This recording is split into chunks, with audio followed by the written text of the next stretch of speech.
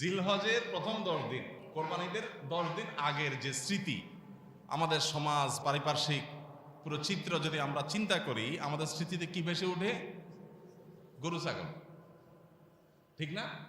আর কোনো আমল কি ভেসে ওঠে? কোনো আমল ভেসে ওঠে না। ইবাদতের একটা মৌসুম রমজান মাস, আলহামদুলিল্লাহ কম বেশি কিছু আমলের কথা আমাদের সে মাসের কথা চিন্তা করলে মাথায় আসে। বাট জিলহজের প্রথম দশক চিন্তা করলে গরু ছাগল ছাড়া আমাদের মাথায় আর কিছু আসে না। তার মানে হলো এই দশক যে ইবাদতের দশক, নেকামলের দশক, তার কোনো ছিটা ফোটা, তার কোনো চিত্র, তার কোনো প্রভাব আমাদের সমাজে দেখা যায় না। তাহলে ক্রাইসিসটা কি আমরা ধরতে পেরেছি? যে শয়তান আমাদেরকে ইবাদতের একটা মৌসুম থেকে দূরে সরায় রাখছে। আমাদের সমাজে যেভাবে হোক এটা হারিয়ে গেছে, এটার আলোচনা নাই, পর্যালোচনা নাই, বিবেচনা নাই, চর্চা নাই, আমল নাই। তাহলে এখন আমাদের কর্তব্য হলো এই দশকের আমল এবং চর্চা সমাজে প্রতিষ্ঠা করতে হবে ইনশাআল্লাহ। আমি নিজে তো করবই, অন্যদেরকেও করাবো। কিভাবে করাবেন? বুদ্ধি আমি শিখে দিচ্ছি ইনশাআল্লাহ। খুব সিম্পল কিছু আইডিয়া আছে, যে আইডিয়াগুলো হয়তো হেল্পফুল হবে। আপনার কাছে আরো বেটার আইডিয়া থাকতে পারে, সেগুলো আপনি শেয়ার করতে পারেন অন্যদের মাঝে। জিলহজের প্রথম দশক উপলক্ষে অনেকগুলো করণীয় আছে, অনেকগুলো করণীয় আমল আছে। আমরা সে আমলগুলোর কথা আগে একটু বলে নিই, এবং আমলগুলোর বলতে বলতে ফাঁকে ফাঁকেই আমরা কিভাবে সমাজে সেটা বিস্তার করবো সেটা আমরা বলে ফেলবো ইনশাআল্লাহ। নাম্বার 1, জিলহজের প্রথম দশকের সবচেয়ে বড় করণীয় হলো হজ করা। এই দশকে যত করার কাজ আছে এর ভিতরে সবচেয়ে বড় কাজ কোনটা? হজ করা। আল্লাহ যাদের তৌফিক দিয়েছেন তারা তো ইতিমধ্যে চলে গেছেন, অনেকে যাবেন ইনশাআল্লাহ।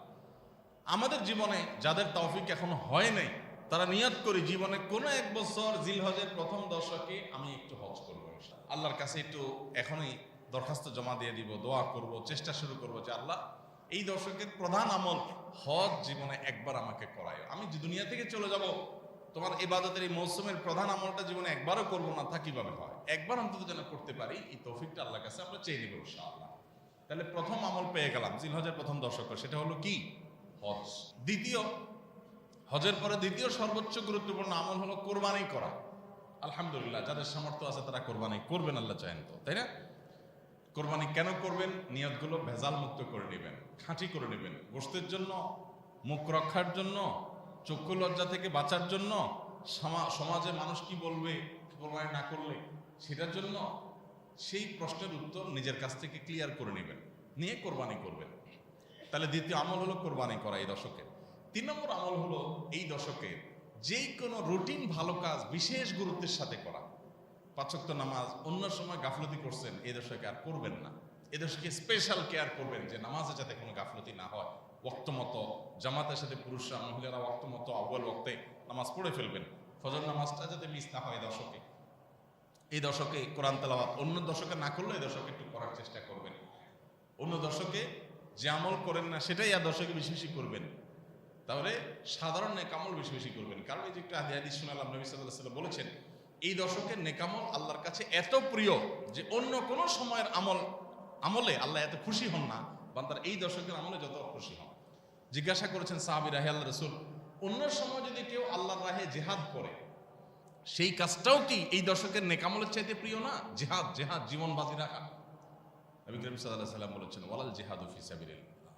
এমনকি অন্য সময়ে আল্লাহর রাহে জিহাদ করলেও সেটা এই দশকে সাধারণ আমলের চাইতে বেটার না। চিন্তা করা যায়। তবে এক্সেপ্ট হলো ওই ব্যক্তি যে অন্য সময় জেহাদে বের হয়েছে, তার জীবন, তার সম্পদ সব বিলিয়ে দিয়ে আসছে, কিছু নিয়ে ফিরে আসে নাই, সে সব উজাড় করে দিছে, উৎসর্গ করে দিছে, তার কথা ভিন্ন, তার মর্যাদা সব কিছু। তাহলে এই দশকের নেকামলের মর্যাদা সম্পর্কে আমরা ধারণা পাচ্ছি। তাহলে তৃতীয় করণীয় হলো বেশি বেশি নেকামল করা। 4 নম্বর করণীয় হলো যে কোনো পাপের কাজ, গুনাহের কাজ যে কোনো সময় নিষিদ্ধ, এই দশকে বিশেষ ইবাদতের মৌসুম হওয়ার কারণে স্পেশাল কেয়ার করা যে আমি গুনাহের কাজ করব না। যেমন রমজান মাসে যে ঘুষ খায়, কোনো ঘুষখোর ড্রয়ার খুলে দেয়, দিয়া ক্লায়েন্টকে বলে এখানে রেখে দেন, রোজা আসি তো সন্ধ্যার পরে ধরবো। এই যে এতটুকু তার মধ্যে যে বিহিত আসছে, যদি এটাতে কোনো কাজ হবে না, দিন শেষে তো খাইলো সে, যে রোজার মাস, টাকাটা হাতে নেব না, ক্যাশে রাখেন, ইফতার করে তারপরে ধরবো। তো এই যে এতটুকু তার ভিতরে ধারণা তৈরি হয়েছে যে রোজা অবস্থা গুনাহ করলে বেশি অপরাধ হবে। তো এই জিলহজের প্রথম দশকে যে কোনো পাপের কাজ অন্য সময় তো করবোই না, এই দশকে স্পেশাল কেয়ার করব পাপের কাজ থেকে বেঁচে থাকার জন্য। 4 নম্বর আমল। 5 নম্বর আমল হলো বেশি বেশি জিকির করব, বেশি বেশি আল্লাহর স্মরণ করব, আল্লাহর কথা চিন্তা করব।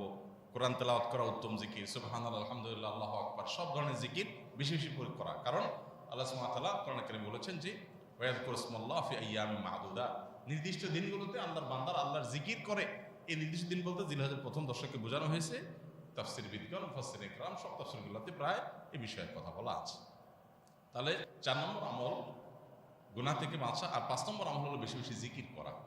6 নম্বর আমল হলো এই দশকে যারা কোরবানি করবেন তারা চুল নখ ইত্যাদি এই 10 দিন কাটবেন না। অর্থাৎ জিলহজের চাঁদ ওঠার আগে চুল নখ, গোপ, অবাঞ্ছিত লোম এগুলো কাটাকাটি শেষ করে চাঁদ উঠছে আর কোরবানির আগ পর্যন্ত এটা করবেন না। কোরবানি হয়ে গেছে, চাঁদ উঠছে, এরপরে এটা করবেন। এই আমলটা শুধু কোরবানিকারী ব্যক্তির জন্য খাস কিনা, একটা হাদিস থেকে বোঝা যায় এটা কোরবানিকারীর জন্য আমল, কিন্তু অন্য আরেকটা হাদিস থেকেও দেখা যায় যিনি কোরবানি করবেন না তিনিও এই আমলটা করতে পারেন। করলে আল্লাহ তাআলা থেকে কোরবানি করার সওয়াব দান করবেন। এবং শুধু সেটাই নয়, কোরবানি করেন বা না করেন, ছোট বাচ্চাদেরকে পর্যন্ত বিভিন্ন হাদিস থেকে আমরা পাই যে তাদেরকে উৎসাহ দেওয়া হয়েছে তারা যেন এই দশকে চুল নখ ইত্যাদি তাদেরকে মা বাপ না কাটে। এটা একটা আমল। 7 নম্বর আমল হলো এই দশক উপলক্ষে তাকবীর বেশি বেশি পাঠ করা। আল্লাহু আকবার, আল্লাহু আকবার, লা ইলাহা ইল্লাল্লাহু, আল্লাহু আকবার, আল্লাহু আকবার, ওয়ালিল্লাহিল হামদ। এই তাকবীরটা বেশি বেশি করে পাঠ করা, এটা এই দশকের আমল। এই দশকের আমলকে পুনর্জীবন দেওয়ার জন্য এই পয়েন্টটাতে আমরা একটু কাজ করতে পারি। অর্থাৎ তাকবীরের ধ্বনিতে আমাদের পুরো পরিবেশটাকে মুখরিত করতে পারি। এই জিনিসটা মিডল ইস্টে আছে, সৌদি আরবে আছে। তারা তাদের সমাজে বিভিন্ন জায়গায়, ঘর বাড়িতে, অলিতে গলিতে, এমনকি দোকানে, সুপার শপে, শপিং মলে, বিভিন্ন জায়গায় তারা ছোট ছোট আপনার স্পিকার দিয়ে মৃদু ভলিউমে তারা তাকবীর বাজায় রাখে, সুললিত কণ্ঠে তাকবীর বাজতে থাকে। আল্লাহু আকবার, আল্লাহু আকবার, লা ইলাহা ইল্লাল্লাহু, আল্লাহু আকবার, আল্লাহু আকবার, ওয়ালিল্লাহিল হামদ। গোটা সমাজ যে আমাদের এই পশ্চিমারা এবং তাদের দোসররা আমাদের সমাজটাকে যে নোংরা করে রাখছে, তাকবীর ধ্বনি যদি সারা দেশের সমস্ত অলিতে গলিতে বাজতে থাকে, অন্তত শয়তান থেকে কিছুটা হলেও পবিত্র হবে ইনশাআল্লাহ। এই জন্য এই দশকে তাকবীরটা জোরে জোরে পাঠ করা। জোরে জোরে বলতে আবার এমন জোরে না যে কারোর ডিস্টার্ব হয়, মৃদু ভলিউমে, যাতে তাদের কোনো কারোর অসুবিধা না হয়। সেভাবে আমরা তাকবীরের ধ্বনিটাকে যত বেশি আপনার এটা আমরা চর্চা করতে পারবো, তত বেশি এই সম্পর্কে মানুষের ধারণা তৈরি হবে। যখনই একটু উচ্চস্বরে তাকবীর শুনবে কেউ, তখন তার ধারণা হবে ব্যাপার কি, তখন বুঝবে যে এটা জিলহজের প্রথম দশক চলতেছে, আমলের দশক চলতেছে। এই একটা জায়গায় আমরা যদি কাজ করি তাহলে আমলটাকে আমরা পুনর্জীবন দিতে পারি। সাহাবীদের কেউ কেউ তারা এই দশক আসলে বাজারে যেতেন। কেন? শুধু তাকবীর দেওয়ার জন্য, যে বাজারে গিয়ে একটু জোরে তাকবীর দিতেন। আল্লাহু আকবার, আল্লাহু আকবার, লা ইলাহা ইল্লাল্লাহু, আল্লাহু আকবার, আল্লাহু আকবার, ওয়ালিল্লাহিল হামদ। আমরা শুধু ঈদের দিন পড়ি, ঈদের দিন না, এটা 10 দিন ধরে করার জিনিস। তো সাহাবী বাজারে যে এটা জোরে বলতেন, যাতে করে তার শোনা শুনে অন্যদেরও মনে হয় তারাও পড়ে। তো আমরা মুদি দোকানে, চায়ের দোকানে যাই, যদি একটু জোরে তাকবীর বলি, প্রথম বলার পর সবাই একটু তাকায় থাকবে, ব্যাপার কি, লোকে মাথায় কোনো সমস্যা টমস্যা আছে, এরকম একটা অ্যাপ্রোচ দেখতে পারেন। তো যেহেতু সবাই গাফেল, ওদের কাছে জিকিরটা সমস্যা মনে হয়, এই জন্য আপনি সাথে সাথে একটু ব্যাখ্যা করতে পারেন, একটু এক্সপ্লেইন করতে পারেন যে আসলে জিলহজের প্রথম দশক আসলে একটু সরবে তাকবীর পাঠ করা সুন্নাত, এটা ধারণাটা হারাই গেছে, এই জন্য আমি একটু জোরে পড়ছি। আপনারা কেউ চাইলে পড়তে পারেন, তাহলে ইনশাল্লাহ দেখবেন আবার স্বাভাবিক হবে যে না, মাথা ঠিক আছে, সমস্যা নেই। তাহলে এই তাকবীরটা সাহাবীরা দেখেন বাজারে গেছেন তাকবীর বলার জন্য। জীবনে কোনোদিন বাজারে তো কাঁচামরিচ কিনতে, পেঁয়াজ কিনতে, নানা ধান্দা, নানা কারণে গেছেন, কোনোদিন এরকম হয়েছে যে শুধু একটা আমল করার জন্য বাজারে গেছেন? তাহলে এই দশকে চেষ্টা করা যাবে তো ইনশাআল্লাহ। বাজারে যদি যাইতে না পারেন, অন্তত আপনার আশেপাশে থাকা মুদি দোকানে যায়, 2-3 জন কাস্টমার থাকবে, সেখানে যে একটু জোরে তাকবীর বলবেন, এরপরে ব্যাখ্যা করে দিবেন, পারা যাবে না ইনশাআল্লাহ? আর একটা কাজ তো সবাই পারবেন, সেটা কি? বাসায় ঢোকার সময় সালাম তো দিবেন, বিসমিল্লাহ বলবেন, সালাম দিয়ে ঢুকবেন, এবং ঢুকার পরে তাকবীর শুরু করবেন। আগে সব কথা পরে, বউয়ের সাথে আলাপ সালাপ পরে, সব আগে কি হবে? তাকবীর হবে। আল্লাহু আকবার, আল্লাহু আকবার, লা ইলাহা ইল্লাল্লাহু, আল্লাহু আকবার, আল্লাহু আকবার, ওয়ালিল্লাহিল হামদ। ছেলেটা স্কুল থেকে আসছে, মেয়েটা মাদ্রাসা থেকে আসছে, দরজাটা খুলছেন, সালাম দিল, ওয়ালাইকুম আসসালাম, এরপরে শুরু করবেন তাকবীর। আল্লাহু আকবার, আল্লাহু আকবার, লা ইলাহা ইল্লাল্লাহু, আল্লাহু আকবার, আল্লাহু আকবার, ওয়ালিল্লাহিল হামদ। ম্যাডামের সাথে দেখা করছেন, মিসেসের সাথে দেখা করছেন, বাইরে থেকে আসছেন, সালাম কালাম হয়ে গেছে, কথাবার্তা বাকিগুলো পরে আগে তাকবীর শুরু হয়ে যাবে, আল্লাহু আকবার আল্লাহু আকবার।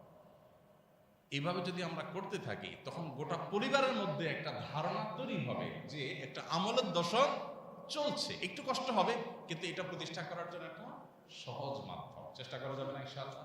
আল্লাহ আমাদেরকে তৌফিক দান করুন। ৮ নম্বর হলো এই তাকবীরটাই বিশেষ সময়ে পড়া। সেটা কি? জিলহজের ৯ তারিখ অর্থাৎ কোরবানিদের একদিন আগে বা ফজর থেকে নিয়ে ১৩ জিলহজ ঈদের তৃতীয় দিন পর্যন্ত আপনার প্রত্যেক ফরজ নামাজের পরে একবার করে তাকবীরটা পাঠ করা। নারী পুরুষ সবার জন্য এটা প্রযোজ্য। এটা হলো ৮ নম্বর আমল, প্রত্যেক নামাজের পর পর এই কয়েকদিন। আর ৯ নম্বর আমল হলো ১ থেকে ৯ তারিখ পর্যন্ত এই প্রথম ৯ দিন নফল রোজা রাখা। জিলহজের ১ তারিখ থেকে ৯ তারিখ পর্যন্ত। এটা বিভিন্ন হাদিস দ্বারা সমর্থন পাওয়া যায় এবং মওসুআ ফিকহিয়া কুয়েতিয়া, কুয়েত থেকে প্রকাশিত আপনার ফিকহ বিশ্বকোষে ওনারা লিখেছেন যে ইত্তেফাকাল ফুকাহা, সব ফকিহগণ একমত জিলহজের ১ থেকে ৯ তারিখ পর্যন্ত এই দিনগুলোতে নফল রোজা রাখা মুস্তাহাব। তাহলে সেটা আমরা করতে পারি। ৯ নম্বর আমল গেল। ১০ নম্বর হলো বিশেষভাবে আরাফাত দিনে রোজা রাখা, অর্থাৎ ৯ তারিখটা স্পেশাল। এই দিনে রোজা রাখলে কি হয়? ১ বছর আগের এবং ১ বছর অগ্রিম আল্লাহ তাআলা গুনাহ মাফ করে দেন। আর ১১ নম্বর আমল হলো ঈদের দিনের যত আমল আছে সেই আমলগুলো ঠিক মতো করা। সবাই চেষ্টা করবো তো ইনশাআল্লাহ। আমরা আসুন্নাহ ফাউন্ডেশন থেকে একটা লিফলেট করেছি এবছর, প্রথমবার এবছর আমরা এটা প্রিন্টেড ভার্সন করেছি। এটা ইনশাআল্লাহ সামনে জুমায় আমরা মসজিদে ইমাম সাহেব এবং ওয়াজ সাহেব বলবো, আপনারা ব্যবস্থা করবেন সংগ্রহ করার ফ্রি বিতরণের জন্য। এটা আপনারা কেউ চাইলে খরচ দিয়ে নিতে পারেন, আর খরচ ছাড়া ফ্রি চাইলেও কেউ আসুন্নাহ ফাউন্ডেশনে যোগাযোগ করে নিতে পারবেন। ছোট একটা লিফলেট করা আছে জিলহজের প্রথম দশকের তাৎপর্যগুলো কি, করণীয়গুলো কি, এটা আপনি বিতরণ করেন। আপনি একজন আপনার সহকর্মীকে দেন, দোকানদারকে দেন, একজনকে দেন, দিয়ে বলেন যে এটা একটু ভালো করে পড়েন, পড়ে একটু আমল করেন। তাহলে আপনি যদি ১০০ জনকে দেন আর একজনও আমল করে, আলহামদুলিল্লাহ জিন্দা হয়ে গেল আমলটা। চেষ্টা করা যাবে তো ইনশাআল্লাহ? তো লিফলেটটা আগামী সপ্তাহে মসজিদে কিছু নিয়ে আসবে, এখান থেকে একটা বেশি নিতে পারবেন না। একটা বেশি নিলে ফাউন্ডেশন থেকে যাই নেবেন, একটু কষ্ট করেন। শুধুমাত্র আমরা চাই যে আমাদের পকেটে ভরে দেখ। আরো সহজ হইতো যে তাবিজ বানায়া আমলটা খাওয়া দিতে পারতো, আমরা গিলে ফেলতাম, কাহিনী শেষ হয়ে যেত। দরকার হুজুর কিছু টাকা নিতে, তাও ভালো। আমরা মূলত এরকমই চাই, তাই না? যে এত ঝামেলা করে কে? দরকার হলে হুজুর কিছু টাকা পয়সা নেক, একসাথে তাবিজ দিয়ে দেখ, খাইয়ে ফেলাই, যাতে শেষ হয়ে যায়। কষ্ট করতে রাজি না। তো লিফলেটগুলো কষ্ট করে সংগ্রহ করবেন, আর এখানে মসজিদে থাকবে মুসল্লিদেরকে দেওয়ার জন্য। আল্লাহ তাআলা আমাদের সবাইকে সমাজ থেকে হারিয়ে যাওয়া এই আমলটাকে পুনর্জীবন দেওয়ার তৌফিক দান করুন। সবাই চেষ্টা করবো তো ইনশাআল্লাহ? জাযাকুমুল্লাহ খাইর, জাযাকুমুল্লাহ খাইর। খুব বেশি আলোচনা করব এবং অন্যদের মধ্যে ফেরি করব, উচ্চস্বরে তাকবীর দিতে থাকবো ইনশাআল্লাহ। আল্লাহ তাআলা আমাদের সবাইকে সে তৌফিক দান করুন।